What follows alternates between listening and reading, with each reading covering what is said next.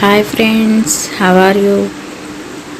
Please watch and subscribe by my channel.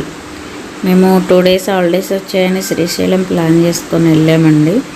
మార్నింగే start అయ్యాము. అక్కడి నుంచి మిడిల్లో శ్రీశైలం వెళ్తుంటే మైసిగండి అనే టెంపుల్ ఉంటుంది. చాలా పవర్ఫుల్. సండే చాలా బిజీగా ఉంటుంది. బోనాలు రూమ్స్ అవైలబుల్ ఉంటున్నాయి. అక్కడ కూడా మనకి వంట చేయడానికి కూడా మనుషులు ఉంటారు. అండ్ ఎందుకు బిజీ అంటే సండే బోనాలు ఉంటాయి అండ్ మేక బలి అలా ఇస్తూ ఉంటారు వాళ్ళ ఆచారాల ప్రకారం. అది టెంపుల్ వ్యూ అండి. పార్కింగ్ ప్లేస్ చాలా ఉంటుంది. లోపల ఇలా ఉంటుంది. అమ్మవారు చాలా పవర్ఫుల్.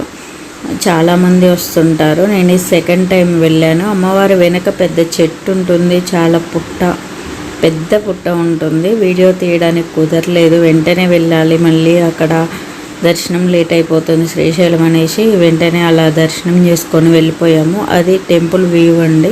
పార్కింగ్ ప్లేస్ ఉంటుంది. అది దిండి ప్రాజెక్ట్ మిడిల్లో. అక్కడ ఆగేసి కొద్దిసేపు వాటర్ చూద్దామని ఎక్కాము పైకి. కానీ వాటర్ ఏమీ లేవు. వాటర్ ఉన్నప్పుడు ఫస్ట్ చూపించాం కదా కార్ దగ్గర, వాటర్ అనేది బయటకు వస్తాయి. చాలా బాగుంటుంది. వాటర్ వ్యూ అనేది చాలా తక్కువ ఉంది. చాలా కొన్ని లైట్గా కనిపిస్తున్నాయి. అదంతా ఫుల్ అయ్యి ఉంటుంది వాటర్ ఉన్నప్పుడు. పెద్ద ప్రాజెక్ట్ అండి ఇది. Dindi project, Nalgonda district. ఇది చాలా బాగుంది. ఇంకా స్టార్ట్ అయిపోయాం లేట్ అవుతుందని.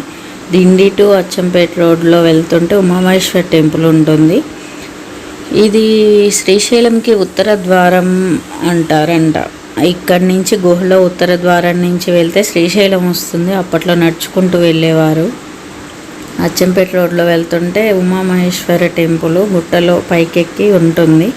నేను అది సెకండ్ వీడియోలో అప్లోడ్ చేస్తాను. అది చాలా బాగుంది టెంపుల్. అక్కడ పాప వినాశనము అన్నీ ఉన్నాయి. వాటర్ పైనుంచి పడుతుంది.